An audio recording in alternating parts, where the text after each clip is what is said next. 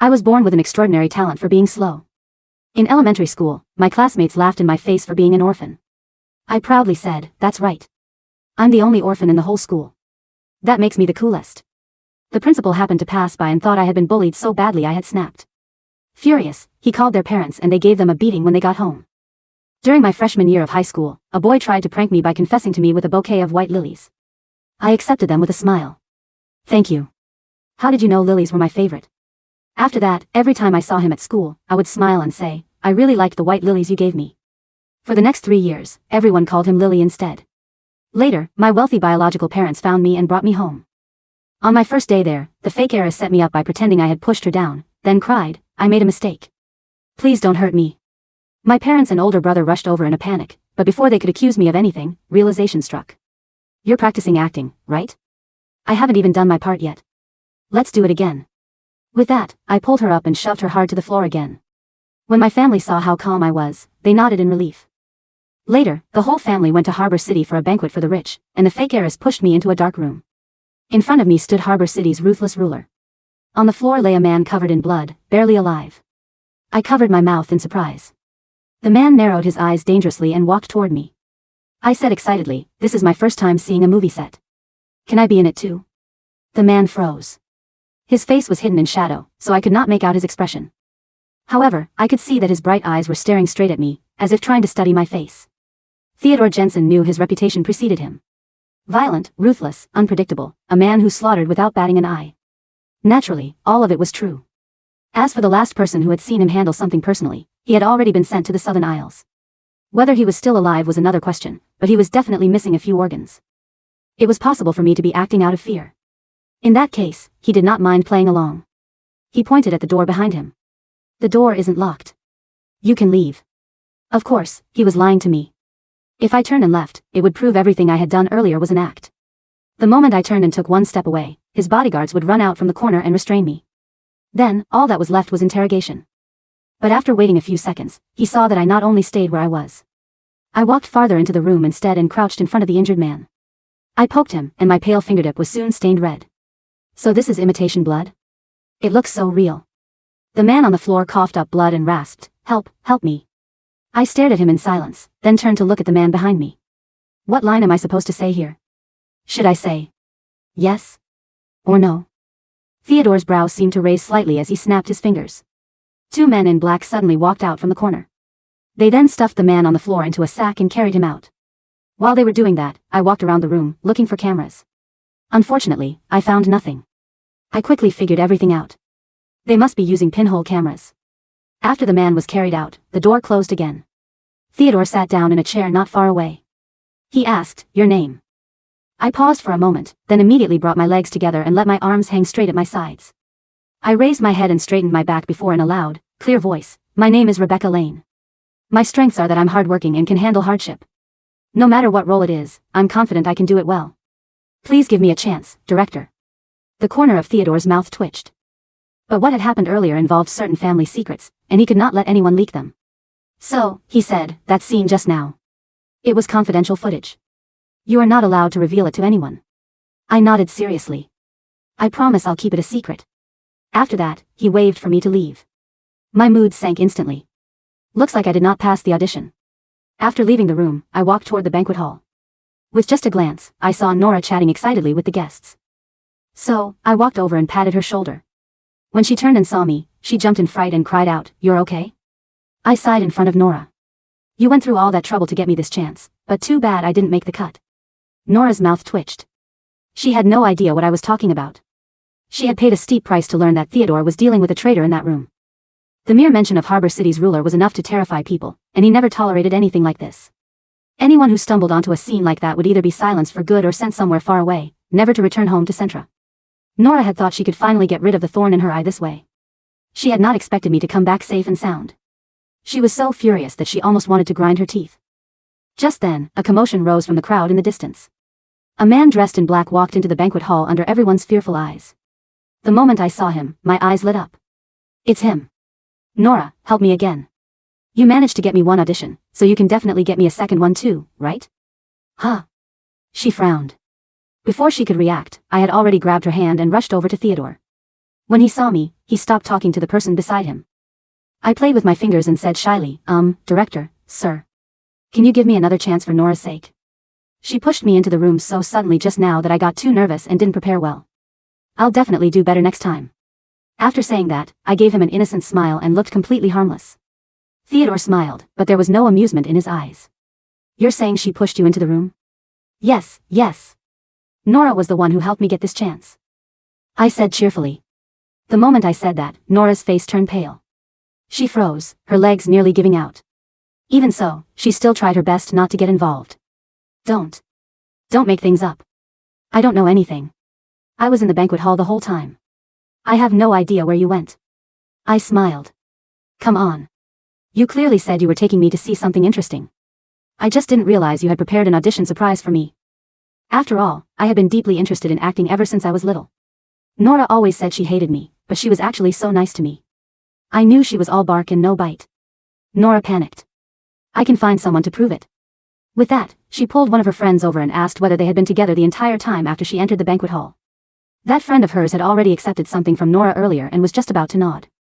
Then she looked up and saw that Theodore was the one questioning her. Her legs instantly went weak, and she complained that she felt dizzy, using it as an excuse to leave. Nora stomped her foot hard. Compared with my calmness, Nora's obvious guilt made her look much more suspicious. Theodore was no idiot. He understood what had happened with just one glance. It seemed to him that the woman in front of him had used certain means to learn about his business. However, there were too many people in the banquet hall. It would be inconvenient to make a move here. So, he smiled at me and said, I can give you another chance. I'll send word to you. I nodded hard. After Theodore left, Nora let out a long breath of relief. She glared at me. Rebecca, you nearly got me killed. I looked blank. Huh? A few seconds later, realization dawned on me. Did you secretly use your connections to get me in there? You don't know him? No wonder he looked at you so oddly. Oops, my fault. Nora cursed as she left. I was still obediently reflecting on myself. Well, I would simply have to explain it to him the next time we meet. 3 days later, Theodore's family sent an invitation to our villa in Harbor City. Theodore invited me to meet him at a restaurant at 7 on Saturday night. That was enough to shock the entire family, then they became worried. Theodore held enormous influence and power in Harbor City, and his temper was even harder to predict. Someone had once said the wrong thing in front of him and Theodore had bankrupted him for it. As for me, I was so oblivious that even if someone held a knife to my throat, I would still grin and say, that knife looks so real. My father, Kenny, was so worried he paced in circles. My mother, Caroline, was so anxious she cried. My older brother, Tommy, kept sighing too. Only Nora covered her mouth smugly. She thought Theodore had figured out what had happened and wanted to deal with me. I was completely confused. I'm just going to an audition. You should be happy for me. Afraid that the family would stop me, Nora quickly added, exactly, Dad, Mom, Tommy. Rebecca really is going to an audition. Maybe if Mr. Jensen is pleased, he'll even reward her with something nice. Besides, he has already sent an invitation. We can't possibly refuse, right? Of course, they could not reject the man who ruled Harbor City from behind the scenes. Although the Lane family's main sphere of influence was outside of the island Harbor City was in. However, they also had plenty of business in Harbor City. If they wanted their business to keep developing steadily, they could not afford to cross Theodore. After thinking it over again and again, the family could only accept it helplessly. They held my hand and reminded me repeatedly. Rebecca, you have to watch what you say and do. I nodded. To make sure the audition went well, I would definitely perform properly. Before I went out on Saturday, Nora brought me to a corner. She secretly stuffed a small switchblade into my hand. Then she said mysteriously, this is a prop I prepared just for you. I heard their movie is an action movie. When you audition, take this knife out, and he'll definitely see you in a whole new light. I held her hand gratefully. Thank you for thinking this far ahead for me. I'll make good use of it. Nora burst out laughing as she watched me leave. What an idiot. Pulling a knife in front of Theodore. Time to die, idiot. The meeting was at 7, but I arrived at the private room 10 minutes early. I had not expected Theodore to arrive even earlier as he was already sitting inside. As soon as I walked in, he told me to sit and ask what I wanted to eat. I said seriously, I can eat anything, but when does our audition start? He turned his eyes from the menu in his hand to my face. After confirming that I was serious and not joking, he raised an eyebrow in interest. After all, this was his first time meeting someone as slow and oblivious as me. With that thought in mind, he put down the menu and said, now, then. I looked around.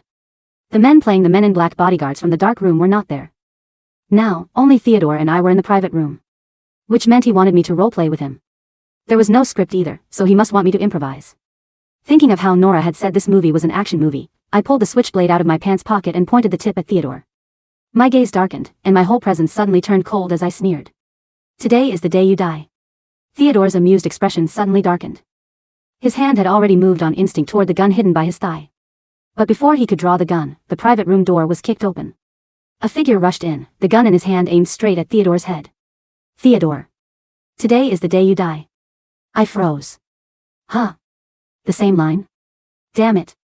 Was he trying to steal my spotlight? Did he not see that my audition was not over yet? Theodore's heart sank, and hostility surged inside him.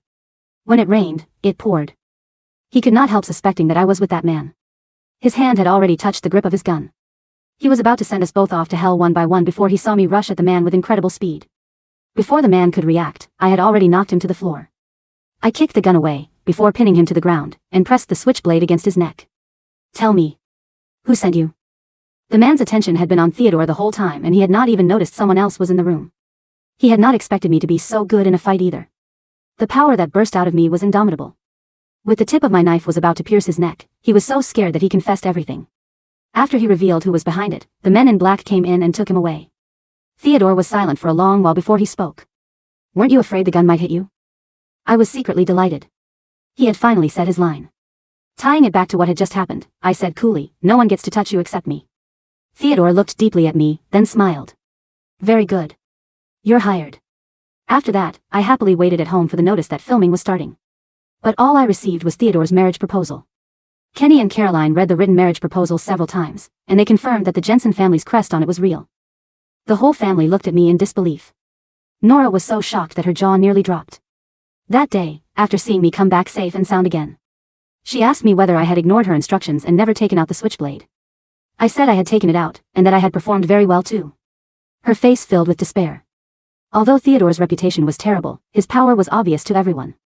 He controlled everything in Harbor City, and plenty of wealthy families wanted to build ties with his family through marriage across the country.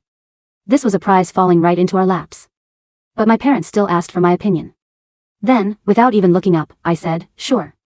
Although we had only met twice, I had a pretty good impression of him, especially since he had recognized my acting skills.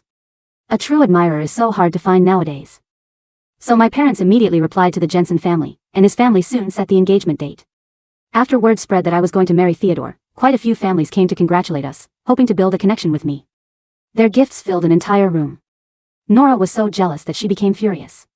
Every day, she tried to scare me by whispering in my ear. Rebecca, you have no idea, do you? Theodore kills without a second thought. If he gets upset, he takes it out on the people around him. You're walking right into a lion's den. If you ask me, you should give up. But we can't reject his family's engagement offer either. How about this? I'll sacrifice myself and go to your place. My eyes widened. How would that be okay? If it's really that dangerous, I definitely can't let you go. You're my dear sister. Nora was so angry she almost choked. Just like that, the day of the engagement arrived. The venue was at Theodore's private estate. Thousands of guests attended, and every important figure in Harbor City had gathered there. I was arranged to wait in a room on the estate before going out with Theodore later. Very soon, only Nora and I were left in the room. She glared at me, then suddenly walked over and handed me a small bottle with a smile. Rebecca, I asked around. Theodore likes sweet things, but he doesn't want outsiders to know, so he always adds something to his drinks. There are too many people at the banquet today, so it won't be convenient for him to do it himself. Put this syrup in for him. I took it without the slightest suspicion. After watching me pour it into Theodore's glass with her own eyes, Nora smiled in satisfaction and left. A moment later, Theodore appeared, and we walked downstairs toward the hall together. He took the wine from my hand and was just about to drink when Nora suddenly rushed out from the side in terror and shouted, "Don't drink it. The wine is poisoned." The crowd erupted. Theodore frowned. How do you know the wine is poisoned? Nora raised her hand and pointed at me. I saw her put something in the wine with my own eyes. After saying that, she projected the security camera footage she had just pulled up onto the big screen. In the footage, I poured a small bottle of clear liquid into the wineglass. Theodore's expression instantly darkened, and he gripped my wrist hard. I cried out softly from the pain. The bodyguards hidden in the hall also moved at once and surrounded me. The guests looked at me with sympathy, as if they had already seen me die. Nora continued smugly. I just found that bottle in the trash. Testing showed that it contained a deadly poison. Just one sip would kill someone within an hour by melting their organs. Rebecca, how could you be so vicious? But as soon as Nora finished speaking, a cry of surprise came from the crowd. On the big screen, after pouring the poisoned liquid into the wine, I murmured, Will it really turn sweet? He probably won't notice if I sneak one sip, right? The next second, I actually lifted the glass and took a sip.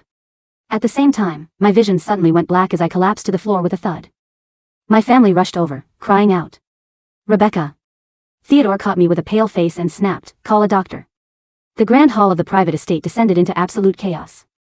Guests shrieked, knocking over champagne towers and heavy mahogany chairs as they scrambled to get away from what they assumed was a crime scene. A second ago, they had been whispering about the lucky country bumpkin who had managed to snag Harbor City's most terrifying bachelor.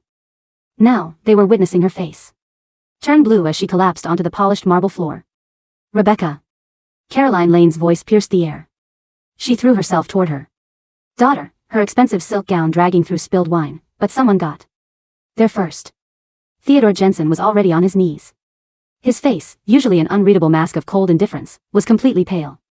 His hands shook, a sight none of his subordinates had ever witnessed, not even when he was facing down a dozen armed assassins in the dark docks of Harbor City. He gathered Rebecca's limp body into his arms, his grip tight yet desperately gentle. 1, 2. Rebecca?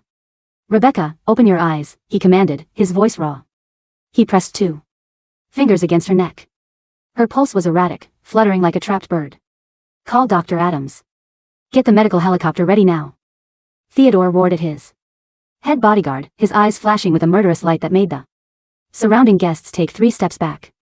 He swept Rebecca into his arms and stood up, ignoring the blood-red wine staining his immaculate white tuxedo. Nora Lane stood in the corner, her fingers trembling as she clutched her handbag. Inside her chest, her heart was hammering with a wild, toxic mix of terror and intoxicating glee. She actually drank it. Nora thought, her face twisting into a manic smile before she quickly forced it back into a mask of horror. She's dead. She has to be. That dealer promised me that even a drop would liquefy a horse's stomach. Rebecca Lane, you're finally out of my life. Oh my God. Rebecca. Nora wailed, pretending to burst into tears.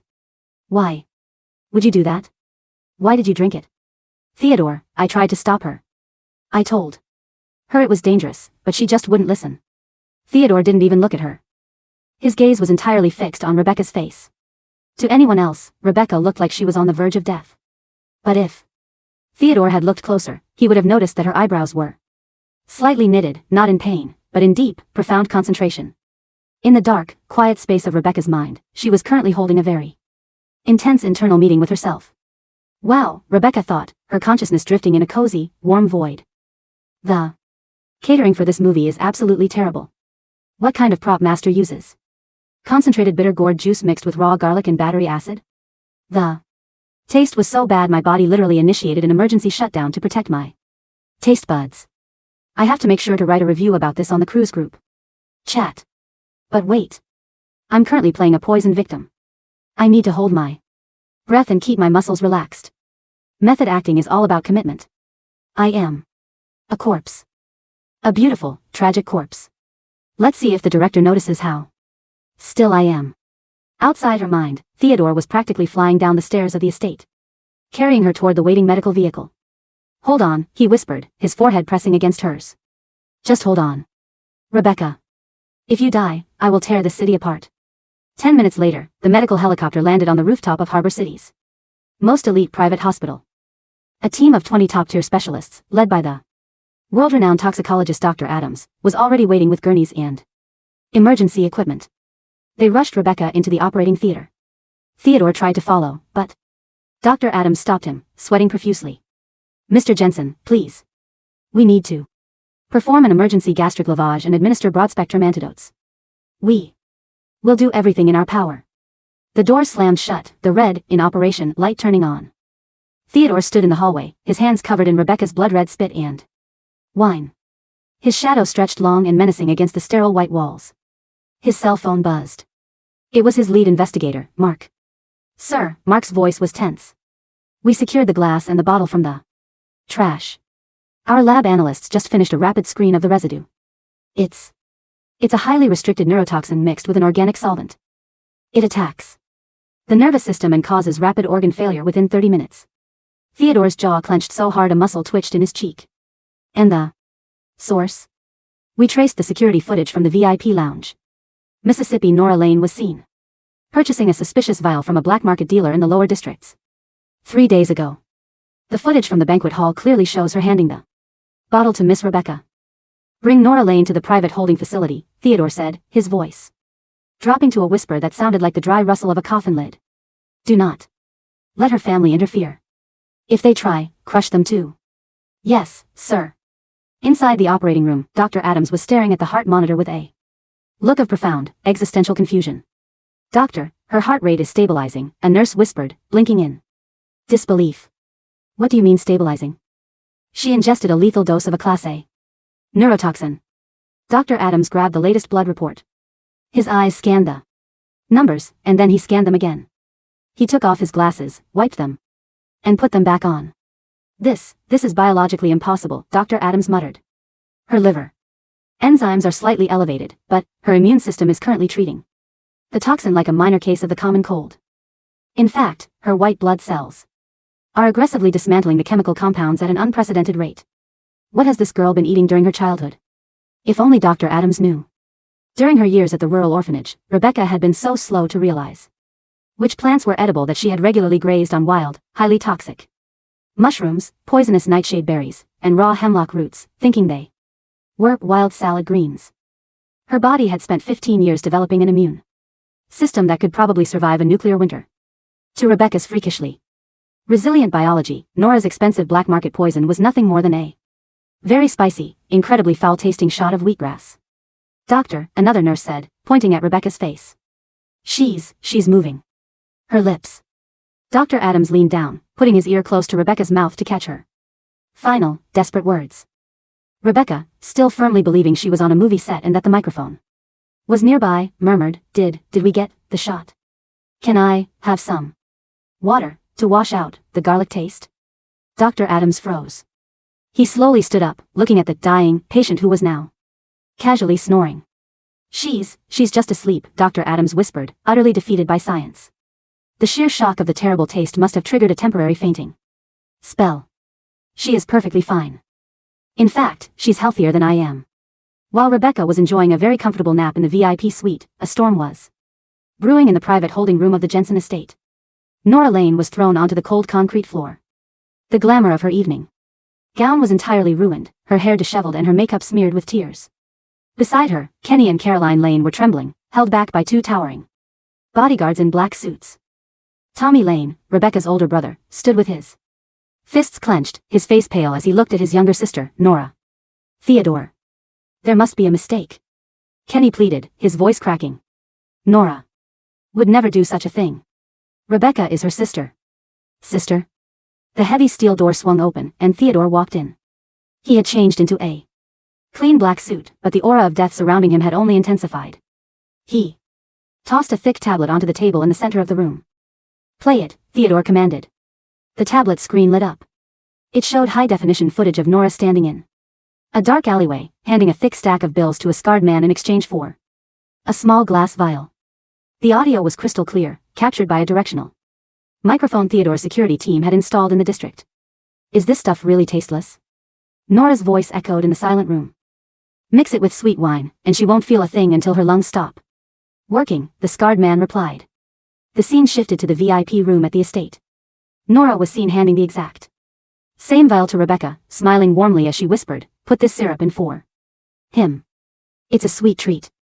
Caroline Lane let out a horrified gasp, her hands flying to her mouth as she stared at Nora. Nora, you did this? To Rebecca? No. Mom, it's a deep fake. It's an AI generation.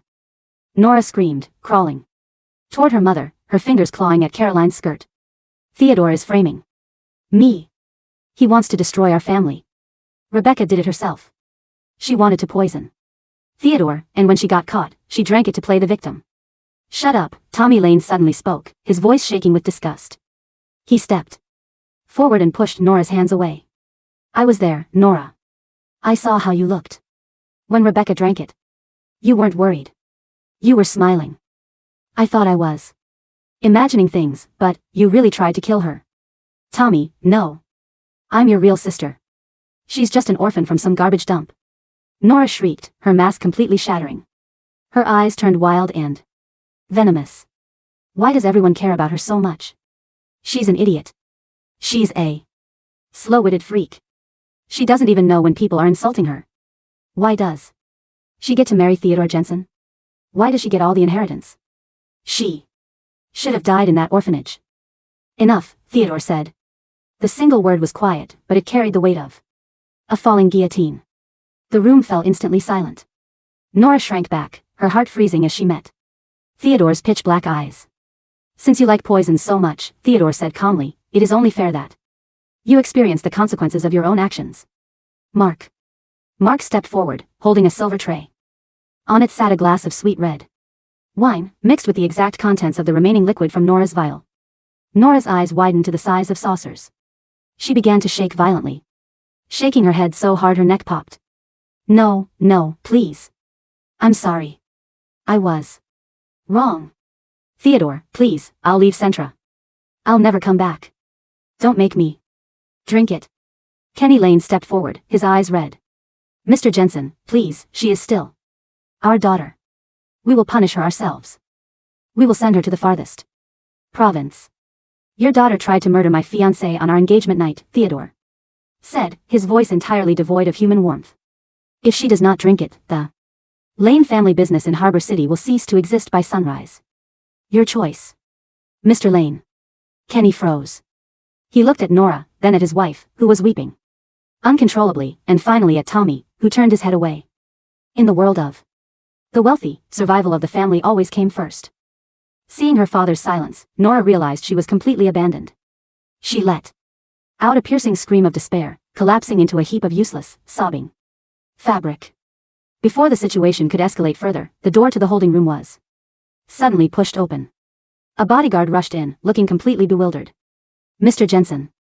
Miss Rebecca she's. Theodore's heart skipped a beat.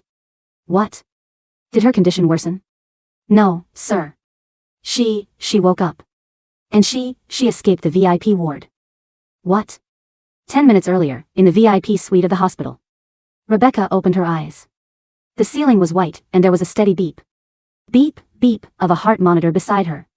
She looked down at her arm, which had an 4 drip inserted. Oh, Rebecca murmured, sitting up. She casually pulled the 4 needle out of her vein, not even wincing. The detail on this set is incredible. They even got the fake 4 lines right. But the director really shouldn't waste money on renting a Real hospital ward just for a recovery scene. We could have filmed this in a studio. She swung her legs over the bed, feeling completely fine. In fact, her stomach was rumbling. I wonder where the snack table is, she muttered to herself. She walked out of the room. The nurses and doctors she passed in the hallway were so stunned to see a patient who had supposedly ingested lethal neurotoxin casually walking around and looking for snacks that they forgot to stop her.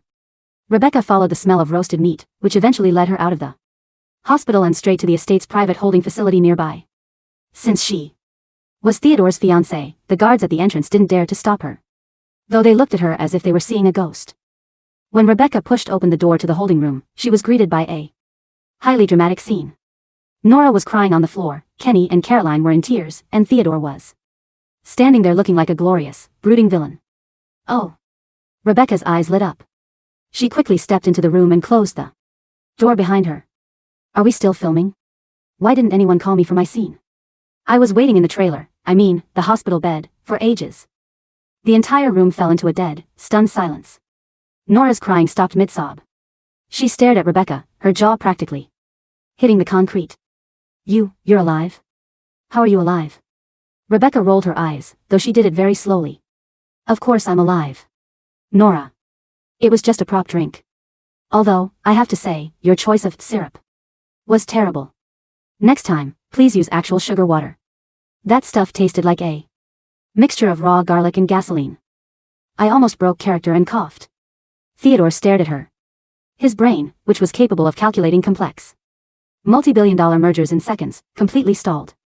Rebecca, Theodore said, his voice slightly hoarse. How do you feel? Does your stomach hurt? Do you feel dizzy? Rebecca walked over to him, patted his shoulder reassuringly, and smiled. I'm perfectly fine. But Director Theodore, look at you. Your makeup artist is a genius. Those dark circles under your eyes look so tired and tragic. You're Really dedicated to your role. She then looked down at Nora, who was staring at her with a mixture of terror and utter confusion. And Nora, Rebecca said, shaking her head with a look of deep, sisterly concern. Your acting is getting better, but you're overdoing the crying a bit. The sniffling is too loud. And why are you on the floor? Is this a rehearsal for a tragic confession scene? Nora was so utterly bewildered by Rebecca's response that her brain literally short-circuited. Rebecca. I tried to poison you. I wanted you to die. Don't. You get it? Rebecca laughed, a clear, ringing sound. Nora, you're so cute when you stay in character. But the director already said this is an action movie, not a psychological thriller. You don't have to act so evil. We're sisters, after all. She then turned to Theodore, her eyes shining with anticipation. So, director. Did I pass the poison scene? When do we start filming the actual action sequences? I've been practicing my stunts. Theodore looked at Rebecca's bright, innocent face, then looked at the trembling Nora, and finally at the cup of actual poison on the silver tray. He slowly realized that Rebecca's absolute, impenetrable density was a shield. Stronger than any bulletproof vest. She literally did not possess the cognitive capacity to comprehend that people wanted to hurt her. To her, the entire world was just one big, elaborate, highly budget-friendly movie set. The corner of Theodore's mouth twitched. A strange, unfamiliar warmth bloomed in his chest. Yes, Theodore said, his voice softening into something genuinely gentle. You passed the scene perfectly. You're the lead actress. He then looked at his head bodyguard, Mark. Take Miss Nora away. Since my fiancé believes this is a rehearsal, we won't waste the props. Send her to the Northern Mining District for some community service. Let her practice her acting there. No. No. Dad. Mom. Save me. Nora screamed as the bodyguards dragged her out of the room. But Kenny and Caroline, utterly exhausted and terrified of Theodore's wrath, could only watch in silence. They knew that community service in the Northern Mines was a far better fate than drinking the poison.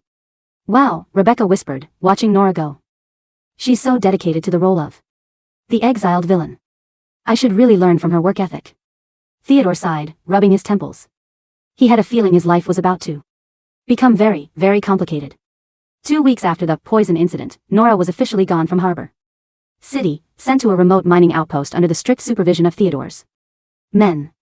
The Lane family, terrified of further angering the ruler of Harbor City, had practically retired from the high society scene, leaving Rebecca as the sole representative of the family's presence in the city. Meanwhile, Rebecca was living her absolute best life.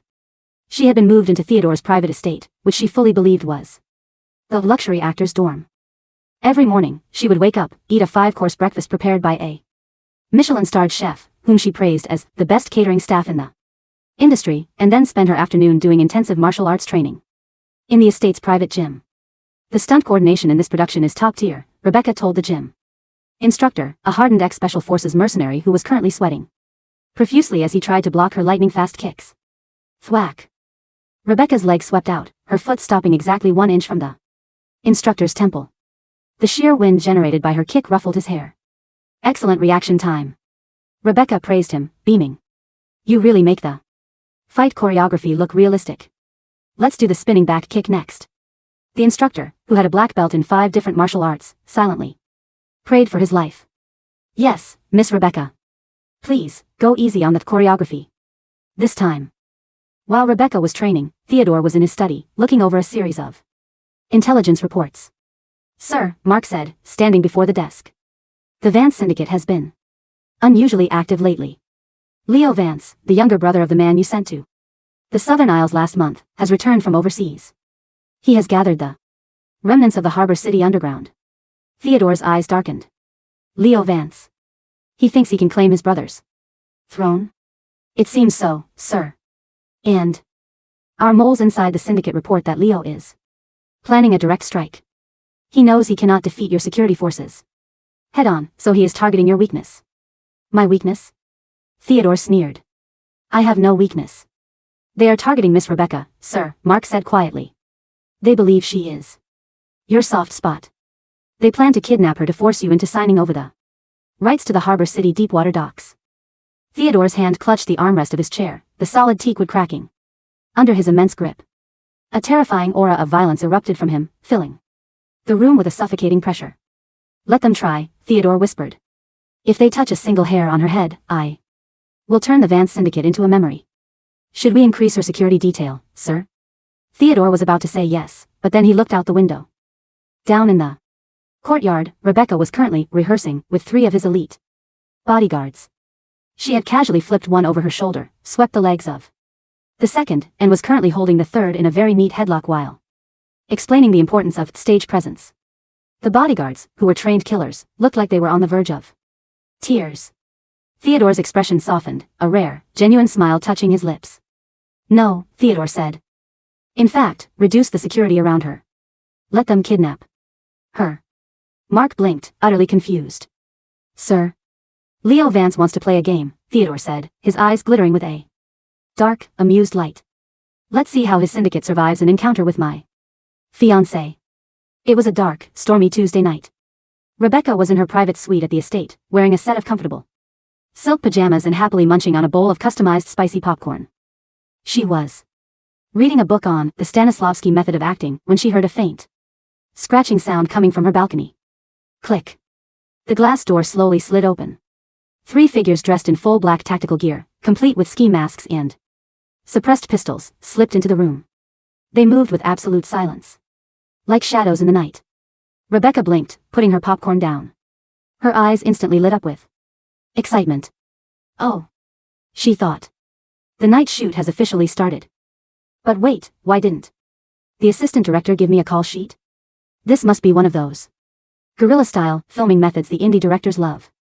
They want to capture raw, unscripted reactions. The leader of the kidnappers, a hardened criminal named Blade, pointed his gun at Rebecca. Don't move. One sound and you're dead. Rebecca immediately raised her hands, but her face was filled with a bright, supportive smile. Wow. Rebecca whispered loudly.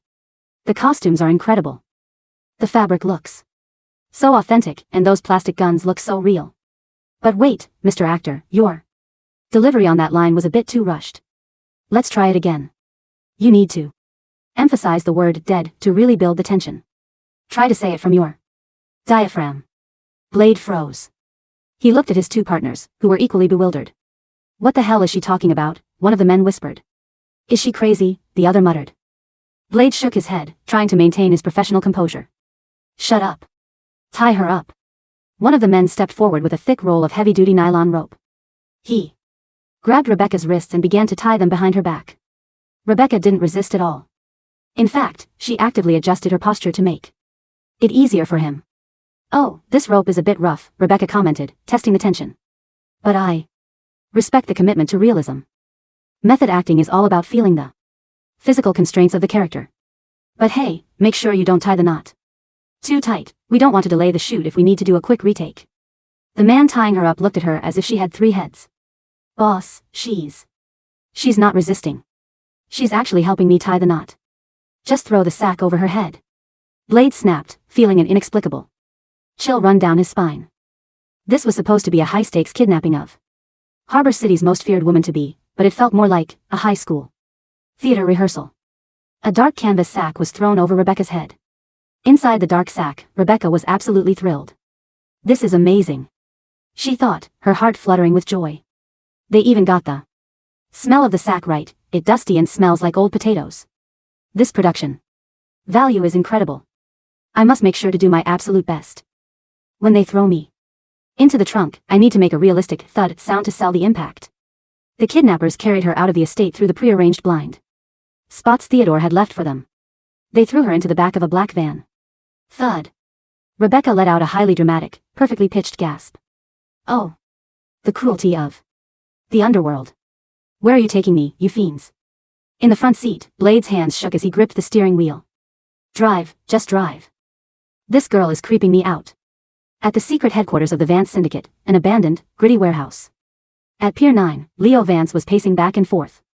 Leo was a tall, sharply dressed man with a cruel face and a scar running through his left eyebrow. He was holding a glass of scotch, waiting anxiously for his men to return. The doors of the warehouse slammed open, and Blade and his crew walked in, carrying the sack. Did you get her? Leo demanded. Yes, boss, Blade said, though he looked incredibly exhausted. We got her. But there's something wrong with her. What? Is she injured? Theodore Jensen won't pay the ransom if she's damaged. No, she's not injured. Well, just see for yourself. Blade pulled the sack off Rebecca's head. Rebecca blinked against the bright industrial lights. She looked around the warehouse. There were rusty oil barrels, metal chains hanging from the ceiling, and about 30 heavily armed men standing in the shadows. Wow. Rebecca breathed, her eyes shining with pure, unadulterated awe. The set design. The lighting. The gritty, cyberpunk aesthetic. This is absolutely breathtaking. Director Theodore must have spent a fortune on this location. She looked at Leo Vance, who was staring at her with a look of intense confusion. Oh. You must be the main villain, Rebecca said, her smile widening. The scar is a great touch. Is it latex? It looks so seamless. And the suit, perfect. Contrast to the industrial background. It really highlights your characters. Corrupt wealth. Leo Vance slowly lowered his glass of scotch. What did you say? Boss, Blade whispered. She's been talking like this the whole way here. We think she might have some kind of mental illness. Leo sneered, trying to regain his authority. I don't care if she's crazy. She's Theodore Jensen's woman, and that's all that matters.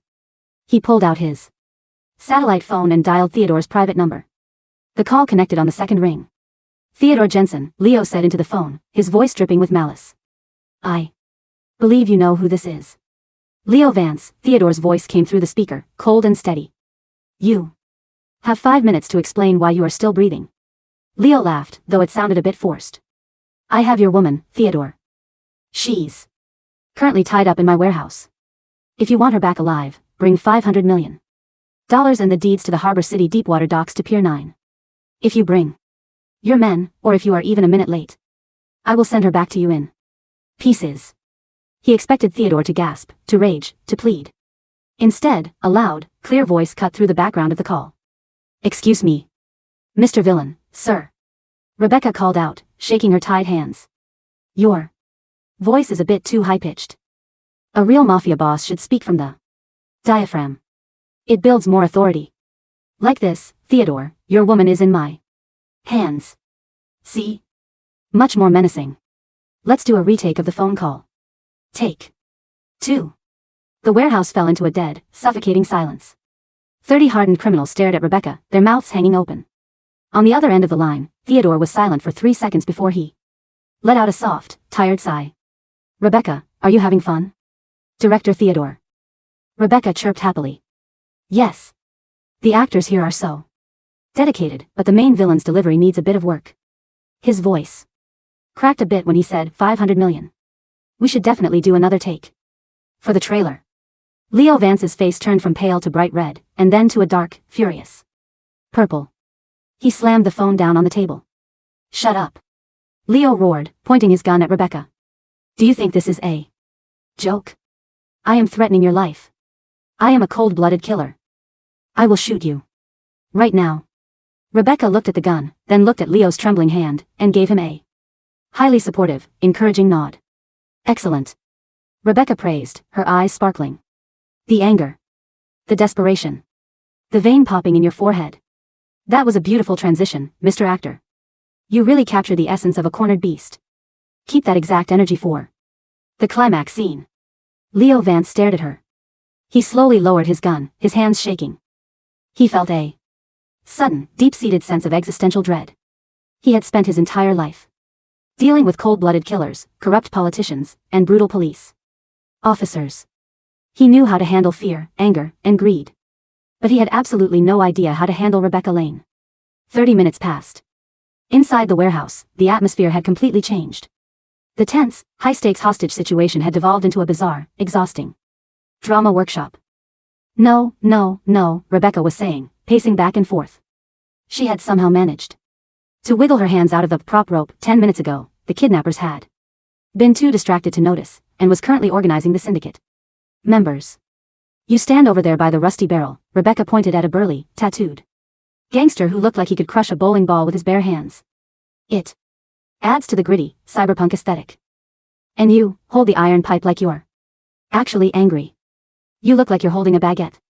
Where is your motivation? Where is your passion? The burly gangster looked at Leo Vance. Boss, do I have to stand by the barrel? Just do what she says, Leo muttered, sitting on a wooden crate with his head in his hands. He felt a massive migraine coming on. He had tried to threaten her 3 more times, but each time she had simply analyzed his acting choices and offered constructive feedback on his posture. Suddenly, the heavy metal doors of the warehouse were blown off their hinges. With a deafening boom, smoke and dust billowed into the room. Through the haze, a silhouette appeared. Theodore Jensen stepped into the warehouse, a silver-plated desert eagle in his hand, his eyes burning with a terrifying, murderous fury. Behind him, 50 elite bodyguards dressed in tactical armor poured into the room, their weapons raised. Leo Vance. Theodore roared, his voice echoing like thunder. Your life ends today. Oh. Rebecca gasped in absolute delight, clapping her hands. The climax. The hero arrives. Look at that entrance. The smoke. The lighting. Director Theodore. You look absolutely stunning. Leo Vance jumped up, grabbing his gun. Theodore. Don't move or I'll. Before Leo could finish his line, Rebecca decided it was time for her character to shine. She couldn't let the main villain ruin the hero's big moment. Don't worry, Director. I've got your back. Rebecca shouted. She moved. To the gangsters, she was nothing but a blur of white silk. Rebecca stepped forward, her movement so fast it defied gravity. She grabbed the nearest gangster's arm, twisted it until the bone popped, and used him as a human shield to block a stray bullet. With a fluid, cat-like twist, she swept the legs of 2 more men, sending them crashing into the concrete floor with bone-shattering force. Hiya. Rebecca delivered a flawless, spinning back kick straight to Blade's chest. The impact sounded like a cannon firing. Blade flew 10 feet backward, crashing through a stack of wooden crates and knocking himself out cold. Theodore and his 50 elite bodyguards stood frozen at the entrance of the warehouse. Their weapons were raised, but they had absolutely nothing to shoot at. Within 30 seconds, Rebecca had systematically dismantled 30 of the most feared underground fighters in Harbor City. The warehouse was filled with the groans of broken men, shattered teeth, and the sound of rolling iron pipes. Finally, Rebecca stood in front of Leo Vance, who was currently trembling so hard his gun fell out of his hand, clattering uselessly onto the floor. Rebecca picked up a heavy, solid steel chain hanging from the ceiling. With a casual flick of her wrist, she snapped the heavy iron links apart as if they were made of cheap plastic. Wow, Rebecca muttered, looking at the broken links. These prop chains are so fragile. The production team really needs to invest in better quality materials. She then grabbed Leo Vance by his collar, lifting him off his feet with one hand, and pressed him against the wall. All right, Mr. Villain, Rebecca said, her face turning cold and serious as she delivered her climax line. Your reign of terror is over. Tell me, who sent you? Leo Vance, looking at the girl who had just casually snapped an industrial steel chain with her bare hands, completely broke down. I'll talk. Leo sobbed, tears and snot running down his face. No. One sent me. I did it myself. I wanted the docs. Please don't kill me. She's a monster. Theodore, save me from her. Rebecca let out a satisfied sigh, dropping him to the floor. She turned to Theodore, her face instantly melting back into a bright, innocent smile. How was that, Director? Rebecca asked, brushing some dust off her pajamas. Did I hit my marks? I think the lighting from that broken window really highlighted my profile during the spin kick. Do you think we need another take? Theodore slowly lowered his gun. He looked at the wreckage of the Vance Syndicate, then looked at his fiancée, who was currently waiting for his directorial feedback. A deep, profound sense of admiration and slight terror filled his heart. No, Theodore said, his voice soft and full of pride. You did perfectly. Rebecca. You're the best action actress I've ever seen. Yay. Rebecca cheered, jumping up and down. I knew I could do it. Can we go get ice cream now? Fighting all those stuntmen made me really hungry. Yes, Theodore smiled, walking over and wrapping his coat around her shoulders. We can get whatever you want. The annihilation of the Vance Syndicate sent shockwaves through the entire underworld of Centra and Harbor City. The rumors were wild and terrifying. Some said Theodore Jensen had developed a secret weapon, others said his new fiancée was actually a top-tier assassin, trained by a legendary secret society. No one dared to mention her name without a shudder of fear. But inside the Jensen estate, the top-tier assassin was currently looking at a beautifully embossed gold invitation. A wrap party? Rebecca asked, her eyes wide as she read the card. Yes, Theodore said, sitting beside her on the sofa. The production is officially over. We are holding a grand celebration to mark the success of our project.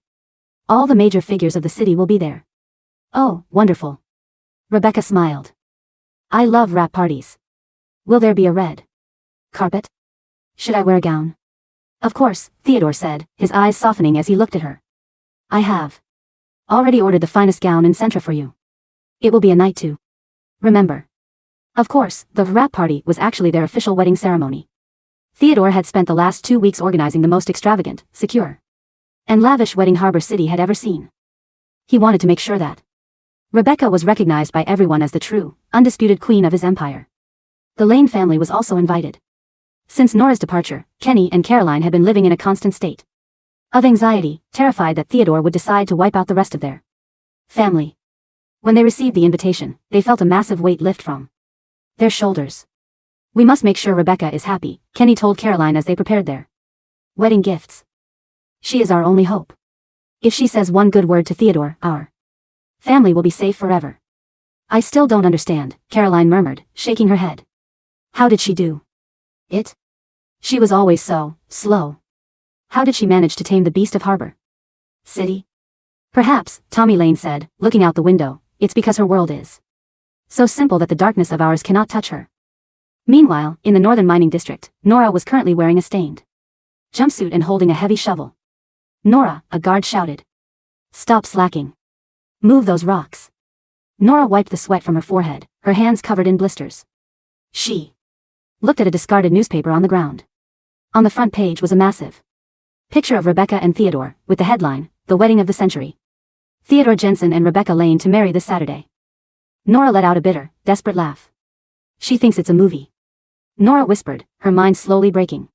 She actually thinks she's just an actress, and now she's the queen of Harbor City, while I'm here shoveling dirt. Why is the universe so unfair? Get back to work, the guard yelled, cracking a whip near her feet. Nora quickly grabbed her shovel, tears of regret pouring down her dusty face. Saturday night arrived. The Harbor City Grand Cathedral was surrounded by thousands of security guards, reporters, and elite guests from all over the country.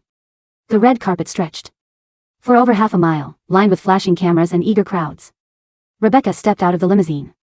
She was wearing a stunning, custom-designed white lace gown that flowed around her like a cloud of stardust. Her long dark hair was styled in elegant waves, topped with a delicate diamond tiara. Flash. Flash. Flash. The cameras went wild. Rebecca smiled warmly, waving to the crowds as she walked down the red carpet. Wow, she whispered to Theodore, who was walking beside her in a dashing black tuxedo. The press turnout for this premiere is incredible. The marketing team really did an amazing job. Are these real reporters, or did you hire extras? Theodore chuckled, holding her hand tightly. They are very real, my love. And they are all here to see you. As they entered the cathedral, the guests stood up in unison. The atmosphere was a bizarre mix of absolute awe and sheer terror. The guests, who had heard the rumors of Rebecca single-handedly destroying the Vance Syndicate, looked at her with a level of respect usually reserved for ancient warlords. She looks so innocent, one wealthy CEO whispered to his wife. But I heard she broke Leo Vance's ribs with a single finger. Yes, the wife whispered back, trembling. And look at her posture. So calm, so confident. She is a true master of violence. Rebecca, of course, was simply trying to remember her blocking for the ceremony. Okay, she thought, walking slowly down the aisle. Step, pause, don't trip on the train. Smile at the camera on the left. Now look at the camera on the right. Keep your shoulders back. You are a professional. They reached the altar. The priest, a holy man who was also slightly intimidated by Theodore's presence, began the ceremony. Do you, Theodore Jensen, take Rebecca Lane to be your lawfully wedded wife?